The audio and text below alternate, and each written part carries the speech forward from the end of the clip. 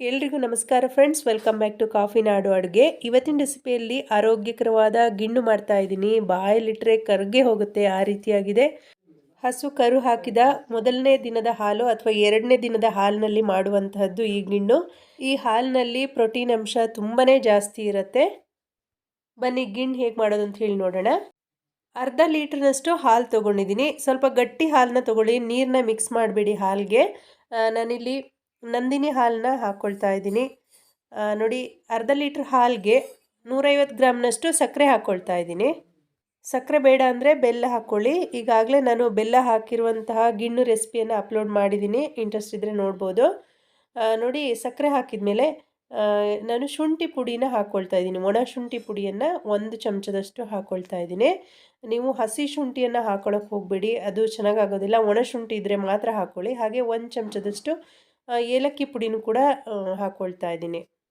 ಅರ್ಧ ಲೀಟ್ರ್ ಹಾಲಿಗೆ ಇಲ್ಲಿ 150 ml ಅಷ್ಟು ನಾನು ಗಿಣ್ಣು ಹಾಲನ್ನ ಸೇರಿಸ್ಕೊಳ್ತಾ ಇದ್ದೀನಿ. ನೋಡಿ, ಈ ಗ್ಲಾಸ್ನಲ್ಲಿ 1 ಗ್ಲಾಸ್ನಷ್ಟು ಹಾಕ್ಕೊಂಡಿದ್ದೀನಿ. ಈಗ ಚೆನ್ನಾಗಿ ಒಂದು ಸಾರಿ ಎಲ್ಲನೂ ಮಿಕ್ಸ್ ಆಗೋ ಹಾಗೆ ತಿರುಗಿಸ್ಕೊಳ್ಳಿ. ಸಕ್ಕರೆ ಸಂಪೂರ್ಣವಾಗಿ ಕರಗಬೇಕು, ಅಲ್ಲಿವರೆಗೂ ಚೆನ್ನಾಗಿ ಕರಗಿಸ್ಕೋಬೇಕು. ನಿಮಗೆ ಬೇಗ ಗಿಣ್ಣು ಮಾಡಬೇಕು, ಟೈಮ್ ಇಲ್ಲ ಅಂದರೆ ಸಕ್ಕರೆನ ಮಿಕ್ಸರ್ ಜಾರ್ನಲ್ಲಿ ಪೌಡ್ರ್ ಮಾಡ್ಕೊಂಡು ಕೂಡ ಹಾಕ್ಕೋಬೋದು, ಬೇಗ ಕರಗತ್ತೆ ಸಕ್ಕರೆ. ನೋಡಿ, ಇಲ್ಲಿ ಸಕ್ಕರೆ ಚೆನ್ನಾಗಿ ಕರಗಿದೆ. ಒಂದು ಇಡ್ಲಿ ಪಾತ್ರೆಗೆ ನೋಡಿ, ಇಲ್ಲಿ ನಾನು ಈ ರೀತಿ ನೀರನ್ನು ಕಾಯ್ಲಿಕ್ಕೆ ಇಟ್ಕೊಂಡಿದ್ದೆ. ತಳದಲ್ಲಿ ನೀರು ಕಾಯ್ತಾ ಇದೆ. ಈಗ ಇದರ ಮೇಲ್ಗಡೆ ನಾನು ಒಂದು ಊಟದ ತಟ್ಟೆ ಇಡ್ತಾ ಇದ್ದೀನಿ. ಈ ತಟ್ಟೆಗೆ ಡೈರೆಕ್ಟಾಗಿ ನಾನು ಶೋಧಿಸ್ಕೊಳ್ತಾ ಇದ್ದೀನಿ. ಶುಂಠಿ ಪುಡಿ ಏಲಕ್ಕಿ ಎಲ್ಲ ಹಾಕಿರೋದ್ರಿಂದ ಅದರ ಪುಡಿ ಇದ್ದರೆ ಅದು ಗಿಣ್ಣು ಮೇಲ್ಭಾಗದಲ್ಲಿ ಬಂದು ಕೂತ್ಕೊಳ್ಳುತ್ತೆ. ಅದರಿಂದ ಈ ರೀತಿ ಶೋಧಿಸ್ಕೊಳ್ಳೋದ್ರಿಂದ ಅದನ್ನೆಲ್ಲ ತೆಗಿಬೋದು.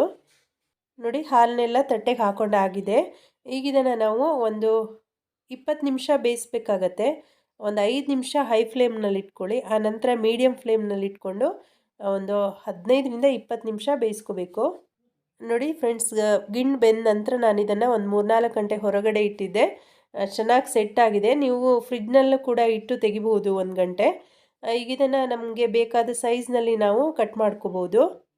ನೋಡಿ ಫ್ರೆಂಡ್ಸ್, ಪರ್ಫೆಕ್ಟಾಗಿ ಬೆಂದಿದೆ, ಕರೆಕ್ಟಾಗಿ. ಹೆಚ್ಚು ಕೂಡ ಬೇಯಿಸಬಾರ್ದು ಇದನ್ನು. ನೋಡಿ, ತುಂಬ ಚೆನ್ನಾಗಾಗಿದೆ ಗಿಣ್ಣು. ಬಾಯಲ್ಲಿಟ್ಟರೆ ಕರಗೇ ಹೋಗುತ್ತೆ, ಅಷ್ಟು ಟೇಸ್ಟಿಯಾಗಿಯೂ ಕೂಡ ಇರುತ್ತೆ. ಮಕ್ಕಳಿಗೆ, ದೊಡ್ಡವ್ರಿಗೆ ಎಲ್ರಿಗೂ ಕೂಡ ತುಂಬ ಇಷ್ಟ ಆಗುತ್ತೆ. ನೀವು ಕೂಡ ಈ ಮೆಥಡ್ನಲ್ಲಿ ಟ್ರೈ ಮಾಡಿ ನೋಡಿ. ಹಾಗೆ ಬೇರೆ ಬೇರೆ ರೀತಿಯ ಡಿಫ್ರೆಂಟ್ ಆಗಿರುವಂತಹ ರೆಸಿಪಿಗಳನ್ನ ನನ್ನ ಚಾನಲಲ್ಲಿ ಅಪ್ಲೋಡ್ ಮಾಡಿದ್ದೀನಿ. ನೀವು ಇಂಟ್ರೆಸ್ಟ್ ಇದ್ದರೆ ನೋಡ್ಬೋದು.